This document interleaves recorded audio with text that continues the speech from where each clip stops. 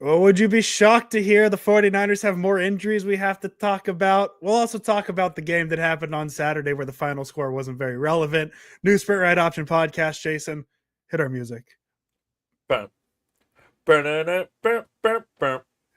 All right, New We, Spirit Right Option podcast. I'm Andrew Pasquini, joined as always by the beautiful, the incomparable, the Jersey native, Jason Aponte. Jason, how you doing on this lovely Monday afternoon? First, I almost said victory Monday, but first Monday after a game.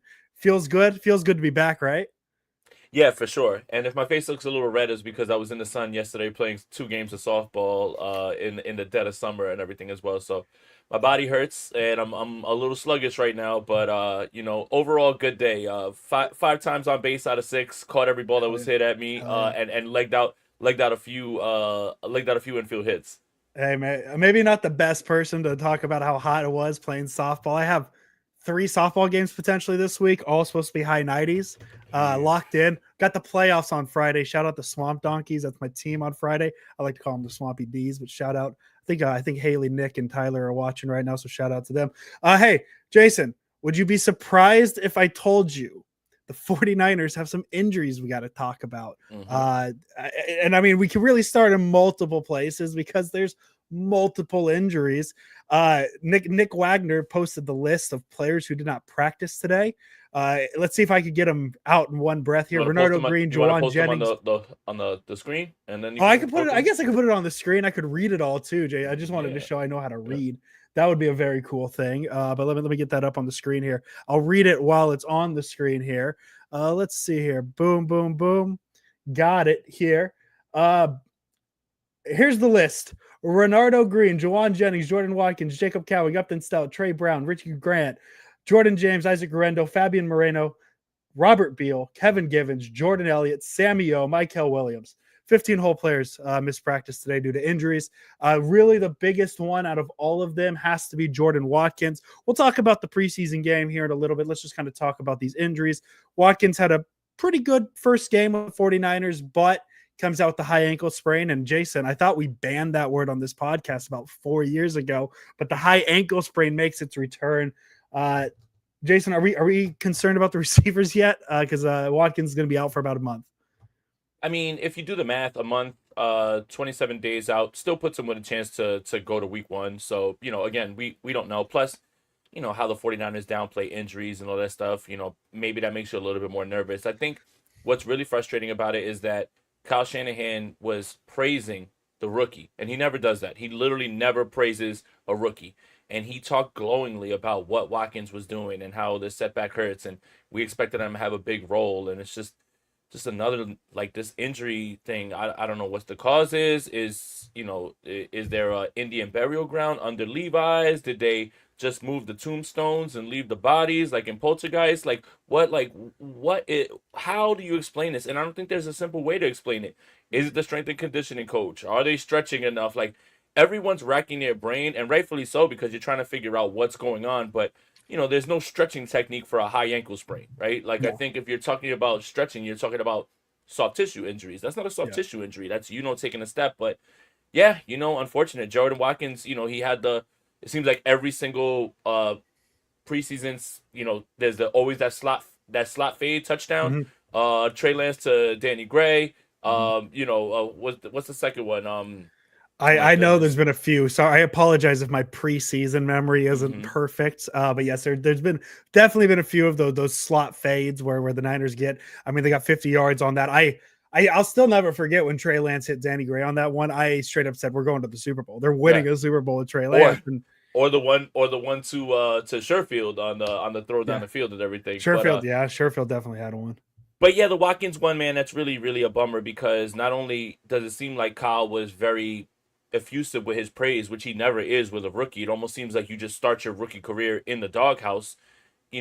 I think he realizes, one, the player was coming along, and two, he was going to be very necessary in week 1. And then he was automatically asked about Demarcus Robinson, who's through an appellate process right now, probably going to miss 3 games. He said, Mm. I'll probably look at the worst and hope for the best. So it's gonna get a little hairy in week 1. They're just gonna have to rely on Christian McCaffrey and George Kittle. It looks like, if Ricky Pearsall and maybe Jawan Jennings are the only 2 receivers that'll start. Yeah, and I mean it's a bummer because as you said, Watkins has the big play. He gets a bunch of praise from Kyle Shanahan, something that we don't see much. I mean, you remember Dante Pettis, Brandon Ayuk rookie seasons, they were in the doghouse, and now Jordan Watkins getting praised, suffers the high ankle sprain. And I don't necessarily believe in, curses, bad luck. The injury luck is obviously bad. But now there's a second player that the Niners have brought in for camp, Equinemius St. Brown, last week, goes out for the season. Now Amir Abdullah out for the season with a rib injury. I just like you can't like they're literally signing people off of the street.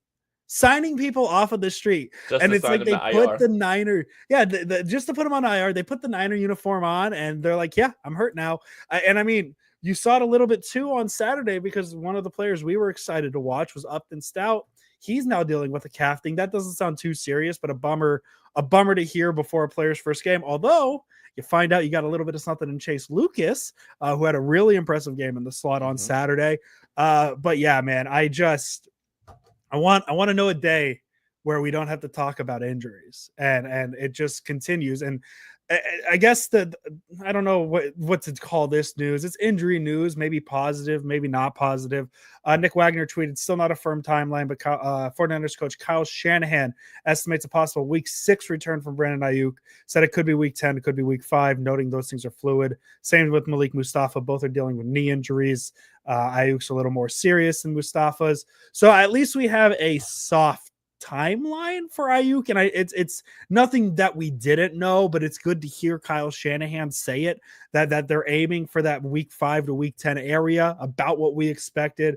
I just, again, Jason, I know I asked about the receivers already, but like what do they do? Because it's Jennings has this nagging calf. Pearsall's really the only healthy receiver that's been established. Demarcus Robinson's probably going to be out the first 3 weeks. We've asked this question about 7 times on the podcast. Well, what about Gabe Davis? I don't think they're going to. No. And that's not what I would do.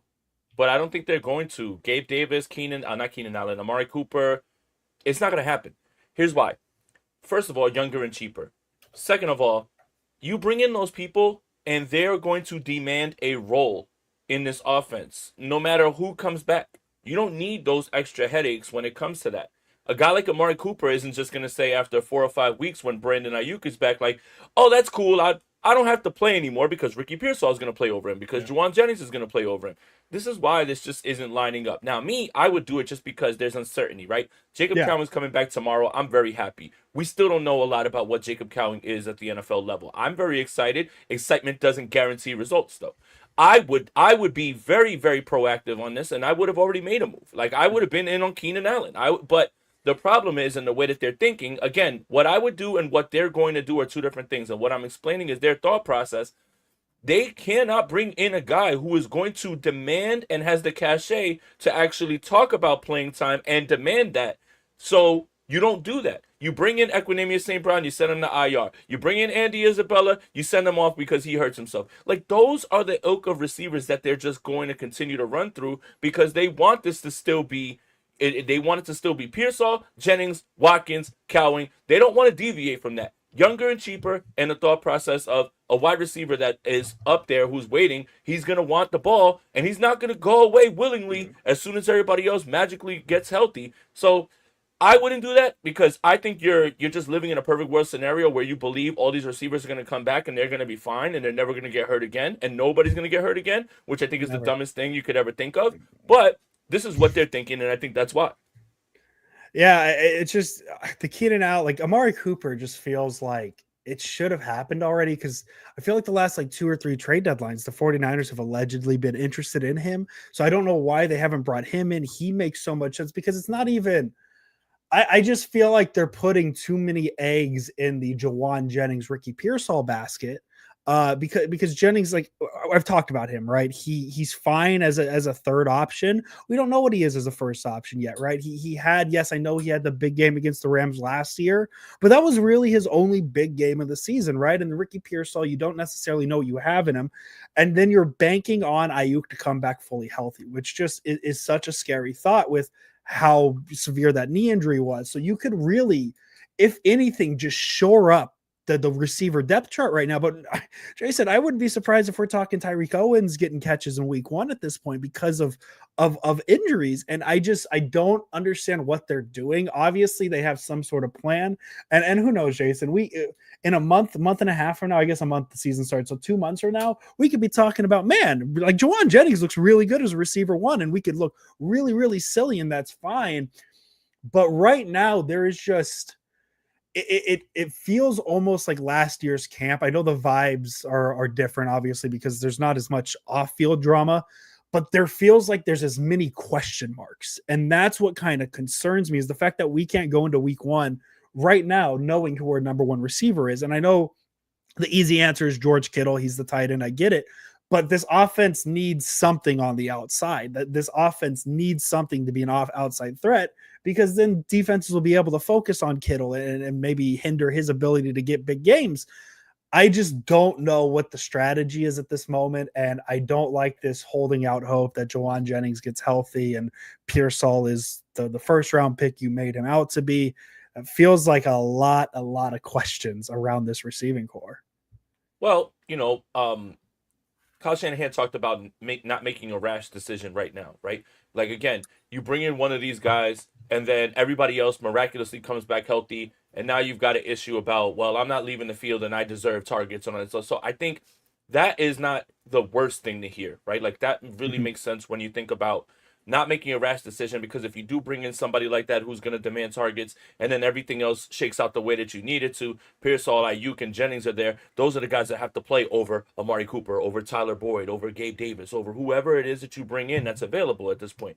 So I understand that part, but for me, I think just watching this team and knowing soft tissue injury, high ankle sprain, shoulder injury, it's a multitude, it's a litany of injuries, like all the way through, right? Like, it's not, that's why this whole idea of like stretching is like, well, how do you stretch for a high ankle sprain? How do you stretch for a shoulder injury? There's something here that can't be explained with these injuries. Guys are just getting hit the wrong way, and it happens. So for me, I just wouldn't want to be banking on something like that, which is a perfect world scenario. In my line of thinking, I'd rather get to that bridge, cross that bridge when we get there.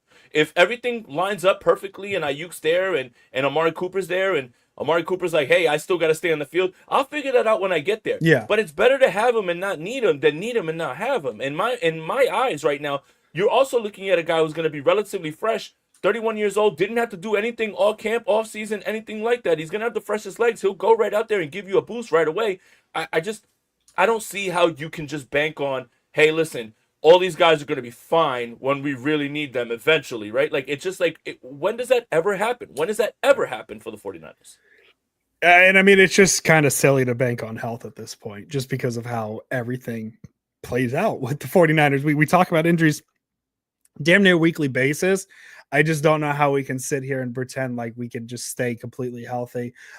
Jason, last note from today, last move, just welcome back to the 49ers. Jeff Wilson, a familiar face. Hey, something buddy. about Jeff Wilson wearing Ambry Thomas is 20 feels a little silly to me, but yeah, I mean, Jeff Wilson, good 49er, good depth.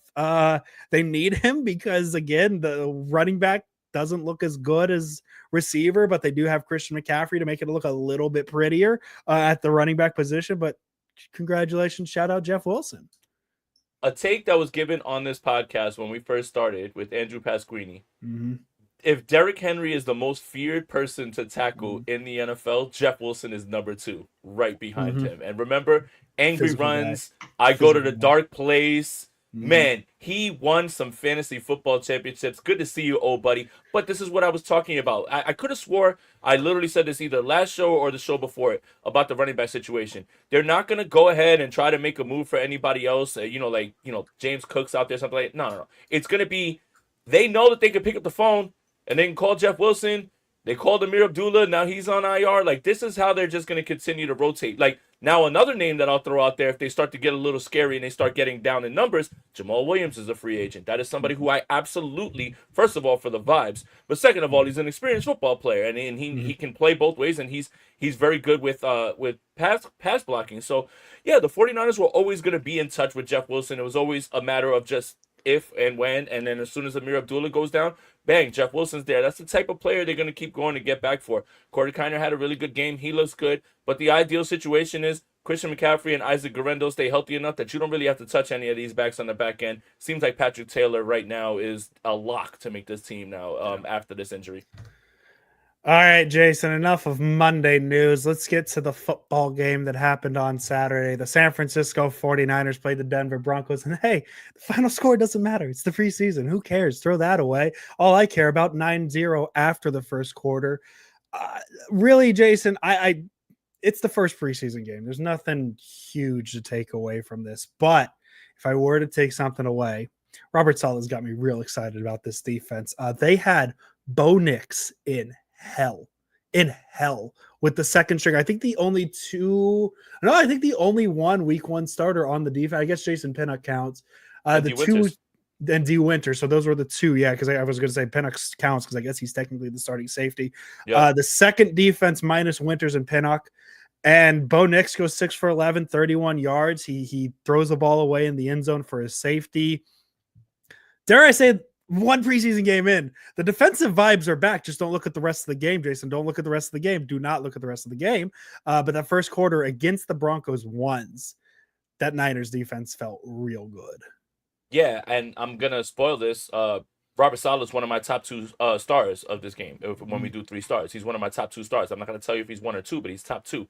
When you look at him and you look at what they were doing, KP put out a really good tweet about showing on the film 11 guys all up on the line, just mixing it up. Nick Sorensen is flabbergasted at watching this, and he's like, "You wait a minute, you're allowed to do things like that, and you're not, I didn't really kill Nick Sorensen as much as other fans did, but you can see the difference. It's night and day. And for the 2 starters that were on the field and the number 2 defense against the number 1 offense of the Broncos, yeah, you don't want to get too out of hand because it's preseason, but if that's vanilla, if that's what we're looking at, as a day 1 install, oh my God. And you know what? And I want to say this because I sent out a tweet saying I'm worried about Seattle and their defense. And everyone's saying, "Oh, you're rage baiting for no." If you're looking at what they added and what Mike McDonald was implementing, so you can't in one breath tell me that you were excited about what Robert Saleh did with his day 1 install in the first preseason game and then brush off what Seattle was doing on theirs and say, "Oh, it's just preseason." I don't want to hear that shit. Those are the reasons that I felt that way. So I don't want to hear that. Don't make sure you're not talking out of both sides of your mouth. But yes, Mike McDonald, Robert Saleh, both of them, they were dialing that shit up and it looked really good. And you know what? When things got, when they got guys out of the game that they really couldn't count on to do things, obviously all that stuff changes. But man, if that's the vanilla stuff, holy shit, this defense is going to be crazy. Yeah. Some players that stood out, obviously, Kalia Davis, a lot of people talking about him. Sebastian Valdez had a very good game. People seem to think he's going to be on the 53-man roster based off of this. A name we haven't talked about much on this podcast through training camp, but absolutely shown on Saturday. I think the biggest game was Chase Lucas. He was given an opportunity with Upton Stout not playing on Saturday, a late scratch with a calf injury. He had 8 tackles. He forced the safety. Darrell Luter had a decent game. Marquise Siegel. I always want to say Single. It looks like Single, but it's Siegel. He had a really it's think Philadelphia rapper Beanie Siegel. Beanie Siegel. Just think of him. Boom. Beanie Shout Siegel. out. I know exactly who Beanie Siegel is. I love his catalog, Jason Aponte. I'm big on the Philadelphia rap. Will Smith and whatnot. A big State Property fan, Andrew Pasquini is breaking news. But Marcus Siegel, I think, especially with how wide open the safety position is right now, you got to talk about him maybe being a week 1 starter and the potential of having him, Michael Williams, Upton Stout, CJ West, all them starting week 1 on a defense that needed a refresher. CJ West had a pretty good, I believe it was a run stop on a double team. So yeah, just very, very good things to see from the 49ers defense, especially after the season they had last year, but then with Robert Saleh and kind of what you want to see from a defense. And again, I just want to reiterate, it wasn't, again, with the preseason, especially with the first game, it's, who are they playing against? It was against Denver's 1. And that's what stood out the most to me, at least in this preseason game. Marcus Siegel has a grand opportunity right now. You put together what he has in the game. You find out that he's running with the ones, even with Jair Brown back today. That's important to note because Richie Grant was out, but Siegel ran with the ones today next to Pinnock. And Jair Brown returned to practice. That is something of note. Is it everything? No. But is it something? Yes, it's absolutely something. So you're looking at Siegel, you're looking at Upton Stout, you're looking at West, you're looking at Michael. That's 4 starters off the rip that are going to be rookies starting right away, right? So this is important. This is an important time right now for Marcus Siegel. This is his seize your opportunity moment. For Siegel, it's on defense. He's the one. And on offense, Jacob Cowing, this is your time, man. Like, you've got to turn it on. This entire week has to be about you. You have to show something in this Raiders game. Everything has to be about you. These opportunities don't come quickly, and they don't come easily. And these guys have an opportunity right now to really solidify themselves, given the circumstances around both sides of the ball. But, yeah, man, if Siegel can really play well, it's going to really be hard when Malik Mustafa, by the way, that same update about Brandon Ayuk in Week 10 and Week 5, he talked about Malik Mustafa being in the same way. Curtis Rourke, the same thing. They all have the same sort of injury. But it's going to be very interesting. If Siegel plays very well and so does Pinnock, who comes off the field when it's Malik Mustafa's time? Because he's not coming off the field. It's a good problem to have, but I thought it was really important to note that Siegel was the one who ran with the ones after what he did in that game, even though Tate came back after missing all those practices today. Yeah, it's a good problem to have considering the safety depth where you have 4 guys you could potentially see playing with Mustafa not sure kind of with his timeline. So that's a good problem to have. Jason, you mentioned Cowing. So let's transition to the offense a little bit. And a verbal meme, tired, 49ers can't survive a Brock Purdy injury. Wired, the 49ers can't survive a Mac Jones injury because boy, oh boy, are the quarterbacks behind him not good. Not Can I good. say something? Can I say something? Why are you freaking out about Tanner Mordecai and Gus Bradley's son? Like, if any team gets down to if any team gets down to the third quarterback, what team has 3 quarterbacks that you're just like, we feel like this is the part. Okay, look, I know we overreact to everything in preseason, yes. But this realization that you're like, oh my God, the third quarterback's really bad.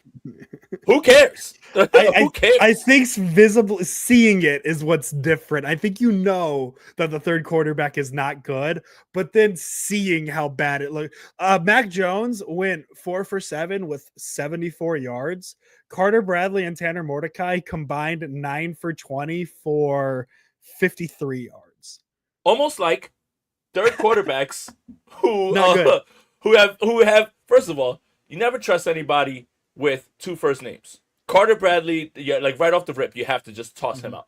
Tanner Mordecai, not good, ungood at football. Like we just let's stop, okay? Like It doesn't matter what the third and fourth quarterbacks look like. It's gonna be bad regardless. The other thing is this all of a sudden realization that the backups to the offensive line are bad, and oh God, if anybody, yeah, we know. Everybody is like that. Show me a team that has somebody that they're like, hey man, our starting left tackle went down. We feel really good about this guy that we're gonna put in there. No, you don't. No one does. Guys, everyone chill out. Yes, the 49ers are more top heavy this season than they have been in a long time. I think that's absolutely true. That's absolutely true. But don't start freaking out because backups are bad. That's why they're bad. Like this is the part where you lose me, man. Like backups are bad and they're backups for a reason. You don't get 53 all pros. Just doesn't work that way. You know how nice that would be though? You know how easy that would be? I mean, if I was a general manager, I would. I would have just been like 53 all pros. We'd go 20-0. We wouldn't give up any points on defense. We'd score every time on offense. Football doesn't have to be that hard. It really doesn't. Simplifying football. No, for real though, Jason. McCorkle Jones, the real story, at least in the quarterbacks. I'm not going to talk about Carter Bradley or Tanner Mordecai anymore. But Mac Jones, I thought he looked fine. He had the one good throw. I thought that was a dot. Like obviously the Jordan Watkins play, it's a dot. The interception, I don't think that was on him. I think that was more on Watkins than anything else. So the one bad play from Watkins. He has starting experience. It's really all you can say. And then at receiver, Jason, Jordan Watkins having the big game, 3 receptions for 56 yards. Demarcus Robinson got the first target. Like, that's what I can say about him. Kind of silly to see number 5 running routes. I don't know why. I kept thinking of a certain another player who plays in San Diego. Don't make the joke. But yeah, it's just I was very confused there. But really, other than that, Jason, the offense didn't score any points after the first quarter. Didn't score any points after the first drive. But that's where we can put it in our pocket as first preseason game. Doesn't matter. Don't care. Don't care. Don't care. Don't care. Not do you want do you want to talk about how Spencer Burford had an average 49ers offensive lineman game where he had a rep or two that were very bad and very retweetable, but then realistically, I mean, even Shanahan said not necessarily his fault, and then he was otherwise solid. Like that's the Mike McGlinchey experience, right? Where like you have one rep where you're completely parallel to the ground and you see it 950 times on Twitter the next day. But then you kind of realize like, he didn't do too bad, and Spencer Burford had just that game. Here's an idea. Maybe don't let Spencer Burford play left tackle and Trent Williams, hey, just play 16 games, buddy. Or 17 games. Like, yeah, just, 16 because you won't need the 17th one because that's one that we've already got off because we already know where we're going in the playoffs. Yeah, this is another backups aren't good. Like, this is why they're backups, right? Like, the drop off from Trent Williams to anyone is going to be massive. In certain cases you have some found money, right? Dominic Pooney kind of fell into the job because of all the injuries and then, ascended and took it. Okay, that's somebody you drafted though, right? It's just, I'm not so worried about, what worries me is this. The 49ers are one injury away on the offensive line from things getting very scary, very scary. That's what I will say. But I would say that about many other teams, even with great, look, the Eagles Landon Dickerson got rolled up on, and they're all holding their breath. Are they all like, oh, it doesn't matter because we have a guy behind? No, it's Landon Dickerson. Like you're not going to feel good playing anybody after that. So I do feel a little bit scary about this depth, but every team should be feeling scary about their depth because the only drop-off in the NFL that is higher from starting quarterback to backup quarterback is starting lineman to backup lineman. I will stand on that over and over. I will stand all over that. That makes absolute sense. The drop off from a backup offensive lineman or the drop off from a starting offensive lineman to a backup it's massive. It's massive. It's huge. It's the difference between winning and losing. But that's every single team. And Axel's in here. Axel, prepare yourself. Summer's about to end on a perfect note. Kaytranada drops on Friday. I cannot believe it. My eyes are watering right now. I can't believe we're getting it right before his tour. Oh my God. I really like the announcing an album and then being like, oh, by the way, it comes out this week. Oh, it comes out this week. Friday. I'm excited as a Kaytranada guy. Looking forward to it. Big Kaytranada fan. Big day one, dare I say, Jason. Definitely not 2 weeks ago. Day one. Jason, the last really note I have on this game before we get into 3 stars and kind of have fun with it. I'm sold on Junior Bergen.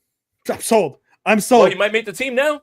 1 punt return, 28 yards. I did some light research. I struggled with Pro Football Reference. I couldn't find punt returns individually, but per my research, Jason Aponte, Trent Taylor had a 39-yard punt return in 2017. Ray McLeod had a 35-yard punt return in 2022.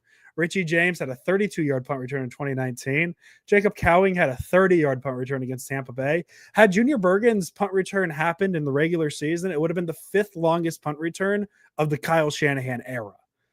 And he did it on his first punt return, made a guy look silly on the first move. I'm sold. Junior Bergen needs to be on the roster, needs to be on the 53, needs the only return. And who knows, he might have to play receiver because right now Jason Aponte is the 4th option. So, we might need Junior Bergen to go out there and run. God help us all. Can't catch, can't run, doesn't want to run block. Gets winded a lot. Yeah, dude. Really, but I was the only one running routes that day. Of course, yesterday I was playing softball. I wasn't that tired, Jason. What the fuck, man?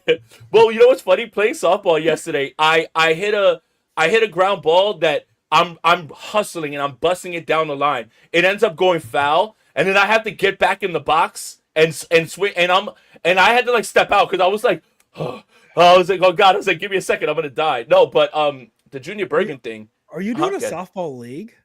No, no, Or no. you just went out to It was play? just me I hanging out need to with a get bunch of my Dominican I, friends, and I need to like get you out to a league. yeah. No, no, it's fine. I definitely got the itch now because I played way too well in the field. But I want to say this about Junior Bergen.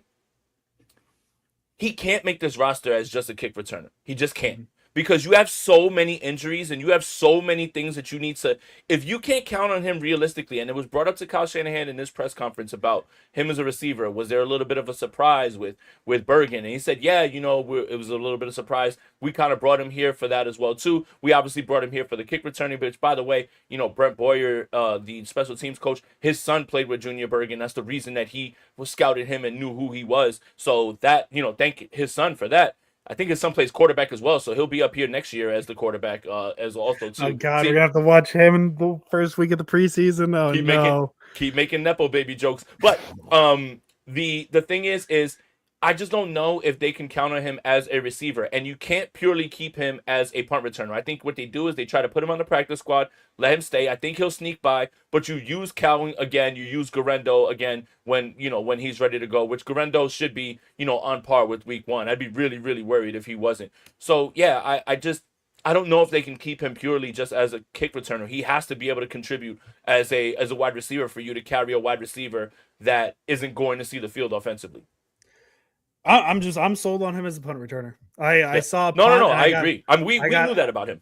I got excited. I got excited for a No, punt we know that return. about That him. never happens. That never happens with this 49ers team. So I'm all in on Junior Bergen. Jason, let's do 3 stars. Yeah. Let's get the 3 stars. I think we've Yeah. given a 30-9 preseason game about as much attention as it needs to have. Hmm. Uh, Also, Jason, I've kind of turned 3 stars into a Niners Nation content. I'm going to have a weekly 3 stars article. So I'm going to do my best to kind of differ, give the podcast people. How do you like the new site? I'm digging it. I like the new website. The new website looks very good. It looks cleaner. It looks like it's stepped into 2025. Nothing against the previous website, right? It's how it was ran for God. I think they Forever. had that look for like 15, 20 Forever. years, Hmm. as long as I remember SB Nation. But no, I really like the look. It looks like it's kind of stepped towards what we've become used to with websites and web pages. So, hey, Jason, don't know if the people heard, NinersNation.com. We write for it. We've been given our content. Season's starting, so we're really getting into it. As I said, I'm going to have 3 stars. And I'm going to actually track the 3 stars I have in the article. So at the end of the year, we'll have 3 stars of the season. Look at that. Look at me building content for January. If this team doesn't make the playoffs, hopefully they do. But I'm going to go. I'm going to change up mine a little bit. I am going to go Kalia Davis, 3rd star. He had a really impressive game in the middle. He's a player that you've always kind of heard about. He's never quite gotten there because of injuries, right? Comes out 3 total tackles, a sack, a tackle for a loss, a big game, especially at a position where the Niners need something. Just not that there's not depth there. It's just a lot of question marks. And I know Kalia Davis is a question mark within himself. I was really impressed with his performance. I'm going to go Kalia Davis, 3rd star. Marcus Siegel's my 3rd star, man. I think we all kind of understood how they would be able to move him around. I think it's going to be very interesting, and you could see Robert Saleh having a lot of fun with those two nickel blitzes with Chase Lucas, and you just being able to play Siegel all over the place. This is a really exciting time, man. Regardless of whatever this defense becomes this season, the development is happening at a faster rate with a lot of these guys, right? Like Nick Yeah. Martin hasn't played football in a long time, and that was very evident.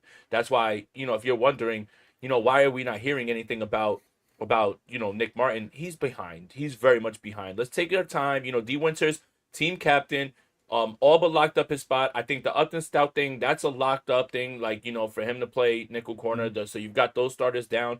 But Marcus Siegel, man, I think that's something that, while we wait for the development of this safety room and the development of who's actually going to be there, is it going to be Pinnock and Malik? Is it going to be Siegel and Pinnock? Is it going to be Malik and Siegel? Right? Like you can figure this stuff out, but the more reps that he gets, it depends on how Jason Pinnock looks. But I'm in the face of I'm all for development, right? Like, and Kyle's talked about that reps. Reps need reps. Good, get him reps and get him going. I'm in the face of development or like stability with a vet. Give me the development over and over again. And that's what I want from Marcus Siegel. Like, that's what I want. I just want to see you play. I'll live with the bumps and bruises. Again, rookie mistakes in the name of development are not better than veteran mistakes, which don't help you get any better because you're supposed to already have that lockdown. No, reps not rips. It's a letter Kenny reference, Jason Aponte. I don't know if you've watched it. I've watched it. Yeah. But my second star, I am gonna go Junior Bergen. I'm that impressed by the punt return. All it takes is one play to get me impressed. I mentioned it would have been the 5th longest punt return in the Shanahan era. It's in a preseason game, so we're gonna forget about it. But we haven't seen too often a punt returner flip the field for the 49ers, or really any returner of sorts, flip the field for the 49ers to get a ball inside the 10-yard line, bring it out to the 43. I know the Niners went 3 and out. They had to punt the next drive, but preseason doesn't matter. I like Junior Bergen, and I'm all in. He's my pound the table, get him on the roster no matter how you get him on the roster, guy. My second star is Robert Saleh. Bob. You watch, it's a preseason game. Mm-hmm.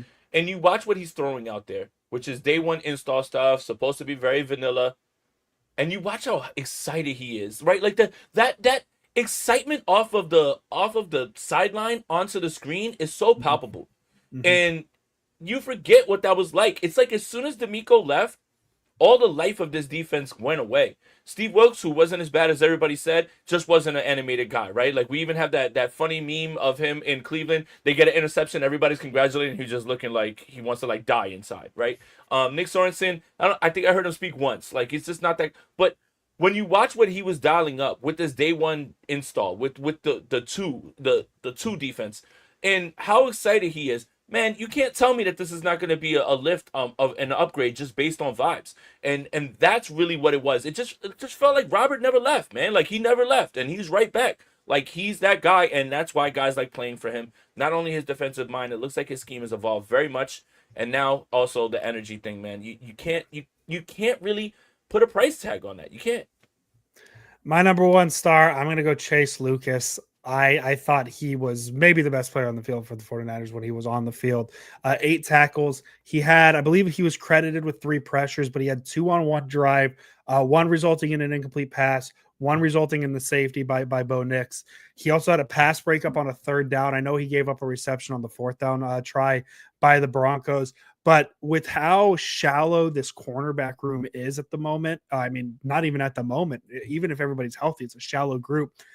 Anything helps. And I mean, there are going to be situations where you're going to face 4 receiver sets where you need a second slot cornerback. That's where Chase Lucas can come in.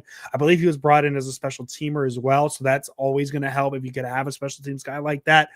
But Chase Lucas, man, I really, and I think the thing that impresses me the most is seizing the opportunity that was presented, right? Upton Stout was supposed to start, was supposed to play. He doesn't play because of a calf.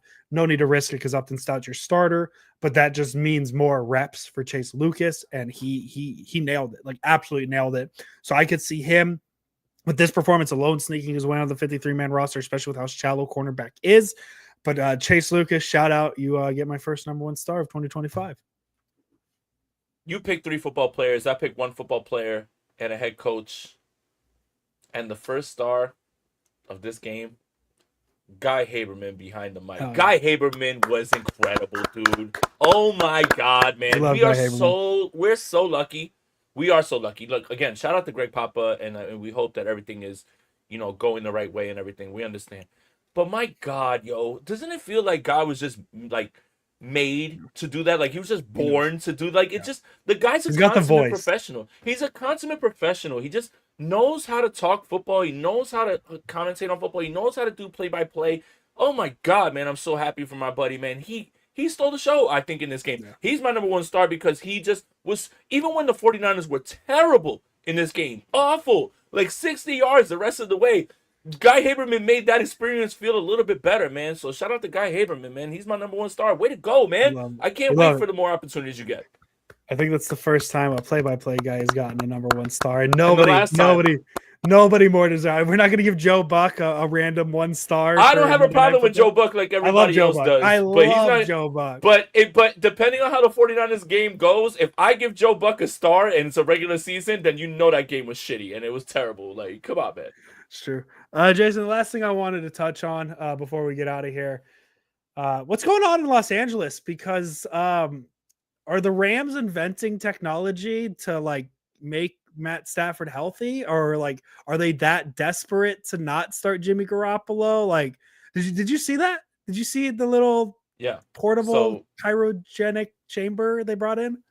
So Matthew Stafford was supposed to practice on Monday Mm-hmm. after having the epidural, which, by the way, if you guys don't know, an epidural is something that they administer to pregnant women when they're about to go into labor to help them deal with the pain.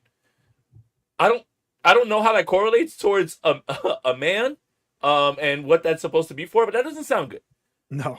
We made fun of the Rams fans because they're literally out here like, oh, we can win games with Jimmy Garoppolo, and 49er fans are like, you know how fucking stupid you sound, like saying that now, like after how many years of like whatever it was with us. Something's wrong. Something is very wrong. Something's very wrong right here because Sean McVay says Monday, Matthew Stafford shows up in street clothes. Uh, Somebody's lying here, and something's amiss. Now, I'll tell you this. Jimmy Garoppolo can win them a few games. But Jimmy Garoppolo is not going to be the guy that like lifts them like 2 games, right? Like, and if you want to know why I know that, I watched this football team with him for so many years.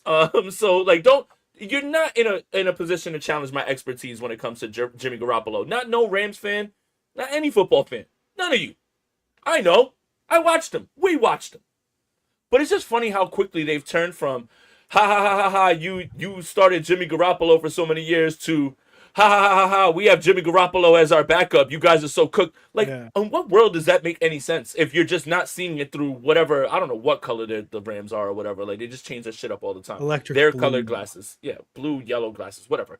But if Matthew Stafford can't go and this is going to be something for the entire year, the whole landscape of this division changes drastically. Drastically. And Yeah. shout out to you, Devontae Adams, because you really thought you were getting away from him. But the NFL has the funniest sense of humor in the world, and now you are gonna have to catch passes from him after you literally wanted out of the Raiders because you got hit so much because of him and you weren't getting the ball. It's really, really happy. It's really like a fun time right now for me. This is not an ad. They do not pay us, Jason Aponte. I just want to throw it out there. But the thing that Matthew Stafford was put in today was called an Immortal chamber. I have it up on the website, and I'm pulling it up. It's a cool $159,500. Oh my god! Secure your Immortal. chamber. You can get a 10% deposit for 16K. Financing available for payments as low as $3,000 a month. Looking for the absolute state of the art in restoration and rejuvenation? Our Stack technology delivers hours of restorative modalities. These are words, man. In just one short 30-minute session that leaves most individuals feeling in a state of calm but caffeinated like energy. Bring a powerful reset and recharge to unlock your true potential. So this is the thing that Matthew Stafford did today, and it costs the Rams. I mean, I'm assuming the Rams got it for free. I'm guessing the Rams got it for free. But $160,000 if you want to know what the treatment Matthew Stafford has gone through. He's just a few days away from being sent to Germany for some sort of, out of this world back curing thing. Look, hey man, look, I don't wish injuries on anyone. In fact, I want Matthew Stafford to play every single game against the San Francisco 49ers because Yes. I want to beat their best. I always want to beat your best. I want your whole team fully healthy. I don't want to hear any complaints, any like, oh, caveats, like, oh, well, our starting quarterback. Now, I don't want to hear any of that shit. I want you there, Matthew Stafford, because when we kick the shit out of Jimmy G, I don't want to hear, oh, Stafford wasn't there after you've been hyping up Jimmy G this entire offseason. I don't want to hear any of that. So I want to make sure we keep that same energy. I want you to be fully healthy. I wish you nothing but the best health. I wish you nothing but may you live 100 lives, right? Like in 300 when he tells the snitch that, like, come on. Like, I want you to be there so we can kick your ass. But I did want to ask you this because we do have a little bit of time, right? We usually go like an hour, right? Man, NFL preseason this weekend, there's a lot of takeaways, right? Like, and things that we can overreact to. Yes. Anthony Richardson still has no feel in the pocket Yeah. at all. Like, you have to feel that free rusher coming. I don't want to hear you blaming the offensive line. There's plenty of times where there's going to be mismatched numbers. Like, you're still not seeing it. Like you're not seeing it at all. Like you didn't feel that come. You don't hear him coming straight at you. Okay, that one. Two. Oh man, Justin Fields looks so good. Yeah. In his Looks first good in game. his Yeah, Jets like, uniform. yeah, yeah. No, listen. The only thing that throws me off is the number 7. I don't Yeah. like that number for him because Boomer Esiason was the last quarterback to win that or wear that one. But just give Justin Fields 1. Justin Fields' number is 1. Like I don't know what you're doing and who you have 1 for, but like why is it not for him? Justin Fields look good. Who else? Cam If Ward look good. Cam Ward look good. Can I ask you a question, Jason Aponte, based off of preseason week 1? If you had the first pick in a fantasy redraft of the entire league, like not fantasy football, you're starting a franchise. Shador Sanders or Trey Lance? Who are you taking? Shador. Okay. Shador. Just that's all. There we go. That's the answer. That's the answer I was looking for. Shador. I guess we could talk about Trey Lance, but I just wanted Cam Ward. I thought looked good. If you're paying attention for fantasy football, he was just peppering Calvin Ridley. Yeah, literally just like that and I see Sauce Gardner is number 1. Okay, cool, fine. You can't get that from him because Justin Fields could very well be off this team next year. So like, why would you give away number 1? That's a good point. Good point. Okay, you got it. 7 just looks weird on him. I didn't like it. Cam Ward looked good, but oh my God, he was just hitting Calvin. Like Calvin Ridley just rose up my boards in fantasy immediately. You know, like he is going to be a target monster. What else? Who else? Trey Lance, we could talk about it. He looked like, dude, 5 out of 10 for like 55 yards. Like, this is what we're losing our mind over. Like, well, not us. You know what I'm saying? I'm just like, look, man, nobody wants that kid to succeed more than I do. Yeah. But the problem is that Trey Lance has now become a symbol for anti-Kyle Shanahan rhetoric from every single person. It's, oh my God, he's played well in 2 preseason games under Jim Harbaugh. Oh my God, Kyle Shanahan's a bad coach. This is who cares? Hold on, let me get my shit off, man. Forget the kicker. Look, the Trey Lance thing has become a symbol for anti-Kyle Shanahan rhetoric. It is the dumbest thing I've ever seen. You know what? I would respect it a little bit more if Trey Lance did this in 2 regular season games back to back. Yeah. But him doing this in 2 preseason games has allowed you to take this victory lap in which Jim Harbaugh is somehow a better coach than Kyle Shanahan and is getting more out of Trey Lance than Kyle Shanahan ever could. By the way, Jim Harbaugh's team got their ass beat from pillar to post last year in the AFC wildcard game, and nobody blinked an eye and said anything. If that was Kyle Shanahan, y'all would have ran him out of town. But Jim Harbaugh gets his ass beat by a Houston Texans team that cannot protect C.J. Stroud, and Justin Herbert is your god. That is insane to me. Yeah. That is insane. Kyle Shanahan has never lost in the first round 1 time. I don't want to hear any of that. All this Trey Lance hype is so funny, just seeing it every week, and I don't think some people have realized that like this is all you're going to see from Trey Lance this year, because like I'm assuming is Easton. Maybe I've perpetually put my brain. No, Taylor Heineke. Is it Taylor Heineke? Oh, Easton sticks in Atlanta, so like like Trey Lance is a 3rd string quarterback, and Justin Herbert does exist. Like that. Like, that's the thing. Like it's the preseason. It's fun. It's fun, but it's not like an indictment on either. The problem is this. Supporting Trey Lance and wishing good for him is fine. Perpetuating this nonsense is something that is just, look, nobody wanted Trey Lance to work out more than me and that guy that's sitting right there on the screen next to me. But when it became apparent that Brock Purdy was better, and he is better, by the way, anybody who thinks that Trey Lance is better than Brock Purdy needs to have their eyes gouged out and not to be allowed to watch any football ever again.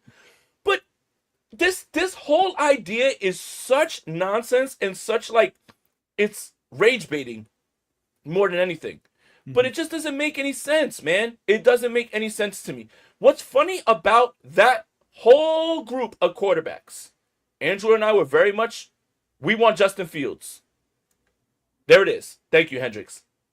There's only 2 of those quarterbacks that are actually starters today. Trevor Lawrence, because he's the golden boy and they'll never get rid of him, no matter, how poorly he plays. And Justin Fields. Trey Lance is a backup to a backup. Mac Jones is the backup to Brock Purdy. Davis Mills is a backup to a backup to a backup. Those are the only two starters. Houston still, I think. Is he still in Houston? Yeah. He's still in Houston. Huh? Yeah. But, it's just, look, give it a rest. Just give it a rest. Stop it. Because, the things that you allow from Jim Harbaugh, and, Jim Harbaugh got his ass beat in the AFC wildcard game with a team that the Houston Texans, they couldn't protect their quarterback not even for half a second. And y'all just let that slide because y'all were just like, Kaki's Jim is back. And, like he was so stunning and brave to take over the Chargers when they already had, a franchise quarterback. Yeah. What are we turning around here?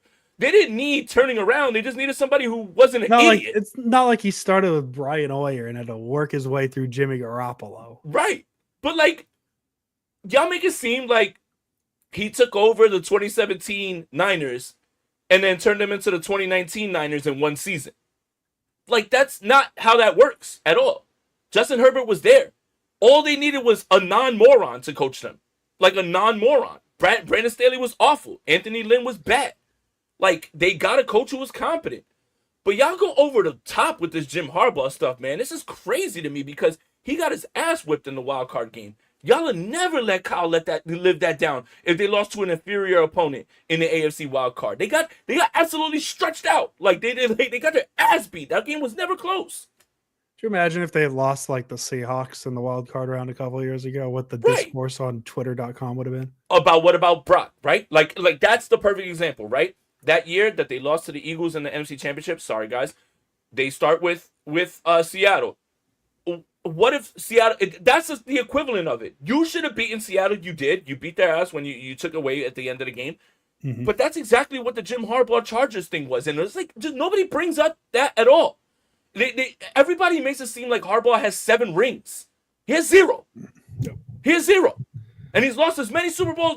He's been to the Super Bowl, lost that. He's been to mad championship games, lost all that. But y'all can't let that shit go with Kyle Shanahan. Y'all are just like, oh yeah, it's got to be Jim Harbaugh. We got to. What are you talking about? For what? To replace one guy for the other? All I got, Jason, on the kicker thing, the hard transition. Cam Little, that's amazing. 212th pick. That's all I got. That's all I got, Jason. Oh my God, when did it take him? 6th round? 6th round, 212th pick. You can't let Jake Moody fall. Someone else would have drafted him. Let them. I don't understand why you don't let people be morons. You could have let someone else be a moron, and you could have had that kid. I just, whatever, man. Whatever, man. We don't need to yell about it. We don't need to yell about 70. Did he make all his kicks? Did he make all his? I think I was so impressed by the 70 yards. Let's see what Cam Little did. He went. Not Cam Little. Did Jake Moody make his kicks? Oh yeah. Well, he didn't. Oh my God. Cam Little went 4 for 4 with a long of 70. By the way, Jake Moody was not called on a Saturday.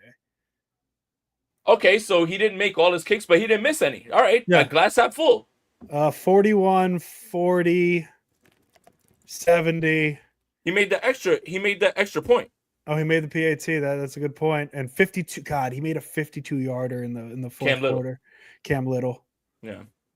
If I'm the 49ers, 212th pick. If I'm the 49ers, I'm on the phone right now. Yep. How do we bring this guy in? What do you Moody for Little straight up and throwing Jawan Jennings. Moody for Little and the 6th round pick that you used on the other guy. Please, man. Important update on this Immortal chamber thing, Jason. 160,000, 2-year warranty on it. So, oh wow, there you go, 2-year warranty. Well, I don't think Stafford's gonna play for 2 more years.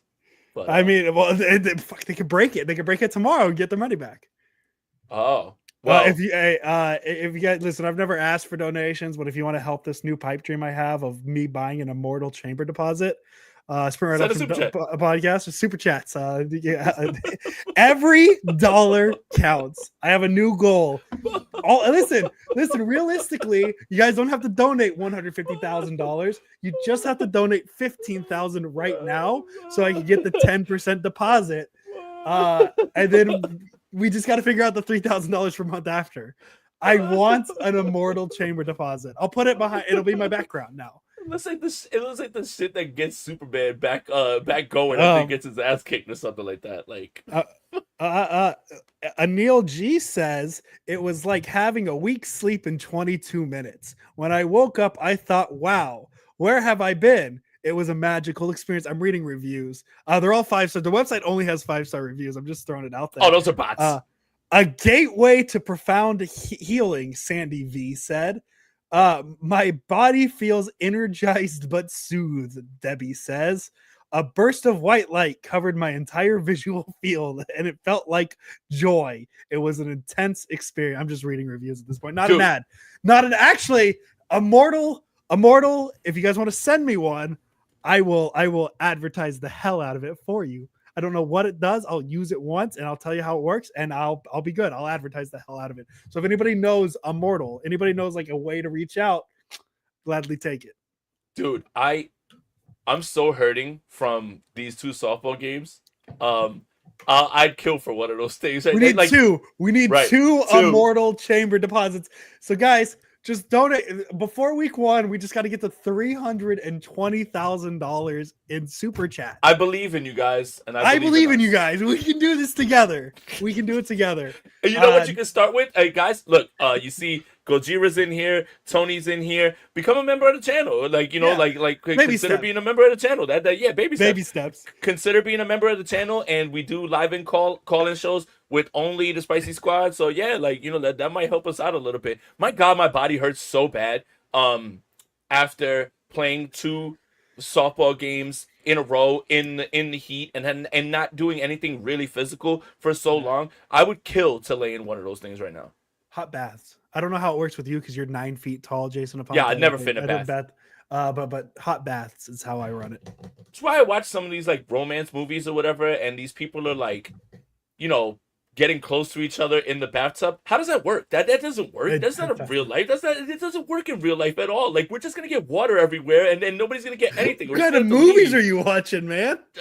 Like a romance movie, like, you know, like the guys in the tub, and yeah, she just walks in and she's this will never work in real life. My body is killing me right now thinking about that. We're just going to be sending water everywhere, and we're going to have to get the mop, and nothing's going to happen. Like, this is not good, man. Like, I don't understand why these movies lie to us so much. Like, what are you lying about, dude? All right, movies, real quick, and we got to get out of here. By the way, God, Andrew Pasquini. I know what you're going to say. I'm seeing it. I think I'm going to say it this weekend. Oh, my God, Andrew Pasquini. I saw Weapons. Holy Santa Claus shit. That movie is ridiculous. That movie is insane. Holy cow, man. Holy cow. What a movie. And they're not paying me to set this up and make them go. But if you like Barbarian, which I suggest everybody watches before, even though it's not, you know, connected to the movie at all, but you'll understand who the director is, and it's like a spiritual successor to Weapons. Oh my God, Weapons was electric, man. I cannot wait to watch it again. I think I'm going to see it this weekend. I'm not good with spooky movies, Jason Aponte, and I try and avoid them in theaters. But I missed the Sinners. I missed the Sinners train. I'm not going to miss this one. Well, yeah, seeing it in the theater helps. You know, it helps original thoughts. Yep. You know, like it helps original ideas. So you could, you know, I'll tell you this. I didn't go to the movies to see it. Watch it like this. Nah. You'll be all right, man. You'll be all right. Look. First of all, Jason, I don't think you know this about me. I am a coward. But it's not scary off the rip. Yeah. Everything is it's like a mystery in the beginning because you're trying to find out why the 17 kids all left, you know? And that's what but like when you find out what's going on, then that shit ramps up. Like then it ramps up. So but like in the beginning it's not like that, you know? I just want to say the girl, I believe her name is Julia Garner. She's from Ozark. She's on a legendary run right now. Weapons. She's the Silver Surfer in Fantastic Four. And she's had 2 other movies. Oh, Wolfman was the other one that I saw that she was in. She's on a hell of a run, man. She's a good actress, man. I'm really happy for her. Like it. There's movies with Jason Aponte. We talked a little bit about everything today, Jason Aponte, and I love it. That's going to be it today. We will be back on. I tried to play Outlast, but couldn't. Outlast is terrifying. That is a terrifying game. You're in an insane asylum with the mental patients, and all you have is a damn camera. What choice? How am I getting out of I here? didn't. Like, this is I ridiculous. didn't expect we were talking Outlast today. I like it. I Yeah. like random Outlast. Jason Aponte, we will be back Friday lunchtime because your boy has softball playoffs on Friday night. So he will not. Are we gonna go? Niners play the Raiders at 1 on Saturday. Are we going instant reaction after? Instant reaction. I will be around for that. Instant reaction. I'm Let's do back. an I'm instant locked in. I'm locked in. No dates that are gonna throw me off or anything like that on Saturdays or anything like that anymore. It's done. We're locked in on football. Like, I'm We're locked in with locked in. y'all. Perfect. So then Friday at about noon 15ish, somewhere in there, whenever I get to lunch, we'll be live to preview the Raiders. And then we will be back Saturday right after the game to break down preseason game number 2, which, if the Niners have any starters to play, Niners starters might play. We'll see. We'll see how many they have. We got I doubt it. a whole Ricky 5 Pearsall's already days. off. Ricky Pearsall's already off the Yeah. table. He's not practicing, so just get that out of your mind. I mean, Yeah, he's not playing. He's not playing, so get that out of your mind. All right, Jason Aponte, as always. Let's go Niners. Hit the Let's music, Andrew. go Niners. Bam. Bam. Bam, bam, bam, bam.